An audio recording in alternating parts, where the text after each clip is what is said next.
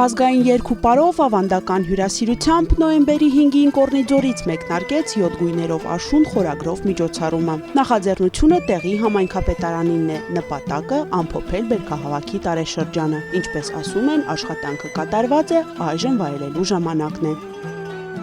Մոտիկ եկեք, հյուրասիրվեք, մեր սեղանը միշտ էլ բաց է, խաշիլ ունենք, ժենգյալով հաց, կճախաշն էլ, ահա, այստեղ, աշխատասեր Կորնիձորցու բարիքներից կան ամեն տեղ։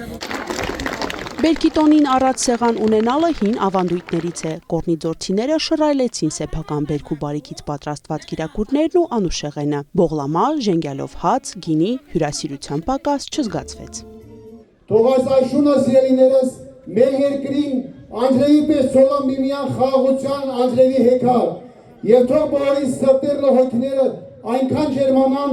որ կրելի քուլաները արձակի դեպի շրջապատը, դեպի մարդը եւ թող որ բոլորդ երջանիկ ապրեք, պաշարված լինելով անորանալի սիրո հեքաթով։ Տեղի համայնքապետարանի նետած մարտահրավերն առաջին ընդունել էր Կորնիձորը, որն էլ էստաֆետը հանձնեց Քարաշենին։ Այսպիսով բերքի տոնը կշրջի 7 բնակավայրերով, ամփոփելով 7 գույներով աշուն միջոցառումների շարքը։